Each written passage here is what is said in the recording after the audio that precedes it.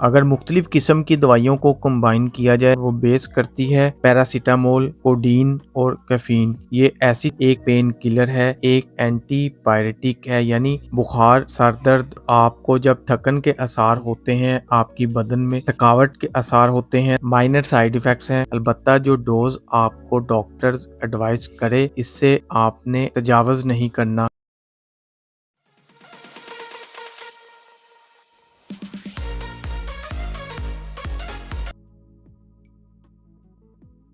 अस्सलाम वालेकुम viewers, welcome करता हूं अपने YouTube channel and Facebook page. उम्मीद करता हूं आप सब ठीक ठाक होंगे। अगर मुख्तलिफ किस्म की दवाइयों को कंबाइन किया जाए और क्या ऐसी जरूरत पड़ती है कि मुख्तलिफ अक्सर औकात मेरी कुछ वीडियोस मौजूद हैं जिन पे मैं आपके साथ तज़किरा कर चुका हूं। आज बात करते हैं फेमिडोल प्लस के हवाले से, जो कि एक टैबलेट है और वो बेस करती है पैरासीटामोल, कोडीन और कैफीन। ये ऐसी चीजें हैं जिनके बारे में, पैरासीटामोल के बारे में मेरी वीडियो मौजूद है जिसके बारे में मैं तज़किरा कर चुका हूँ। एक पेन किलर है, एक एंटीपायरेटिक है, यानी बुखार, सर दर्द, जिसके साथ आपके मुख्तलिफ किस्म की बॉडी के पेन जो होते हैं वो खसूसन, तो उसके लिए कैफीन एक ऐसी चीज है जो कि स्टिमुलेंट है। और आपको जब थकन के आसार होते हैं, आपकी बदन में थकावट के आसार होते हैं, दर्द के आसार हों या सर दर्द की सूरत में, पैरासीटामोल के साथ अगर कैफीन की कम्बिनेशन मिला ली जाए तो इसके साथ इंतहाई ज्यादा हद तक अफाका हो सकता है। और सर दर्द या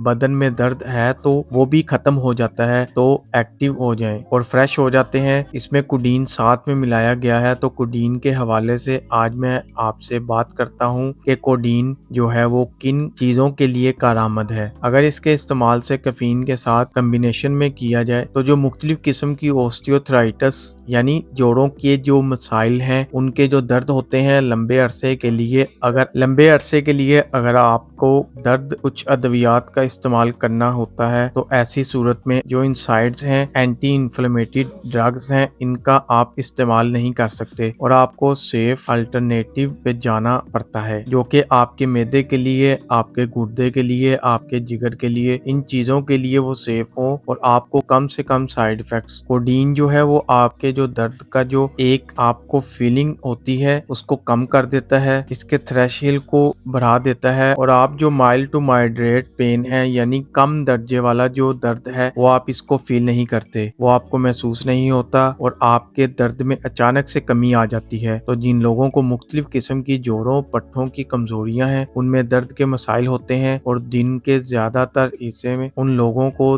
दर्द रहता है, उनको बार बार दवाई लेने की जरूरत पड़ जाती है, तो इनके लिए फेमिडोल प्लस जो है ये एक बेहतरीन कम्बिनेशन है जिसमें कैफीन, कोडीन और पैरासीटामोल पाया जाता है, जो कि सेफ मेडिसिन है। इनके कोई मेजर साइड इफेक्ट्स नहीं है, मैदे, जिगर, गुर्दे के लिए सेफ है। तो अगर इसका इस्तेमाल किया जाए तो यकीनन इनके दर्द जो है इनमें भी कमी आ जाती है और मुख्तलिफ किस्म के जो इनसाइड्स हैं लंबे अरसे तक और इनके जो साइड इफेक्ट्स हैं इससे महफूज रह जाते हैं। फिर जिन लोगों को दायमी सर दर्द होता है, जिन लोगों को माइग्रेन शिकायत है, जिन लोगों को थकने के बाद, काम के बाद उनका सर दर्द होता है, टेंशन, हेडिंग होती है, तो ऐसे लोगों में इस दवाई का इस्तेमाल जो है वो बेहतरीन है। अगर वो इस दवाई का इस्तेमाल करते हैं तो इनको मिनटों में इससे आराम आ जाता है। इसमें ना कोई गनुदगी है और ना ही कुछ ऐसे बड़े साइड इफेक्ट्स हैं जिनका मैं यहाँ पे जिक्र करता चलूं, क्योंकि मेजर साइड इफेक्ट्स इसके कोई नहीं है। माइनर साइड इफेक्ट्स हैं जिस तरह के मुख्तलिफ किस्म की दवाइयों के साथ होता है, इसके साथ भी मतली का होना, पेट में दर्द जैसे मसाइल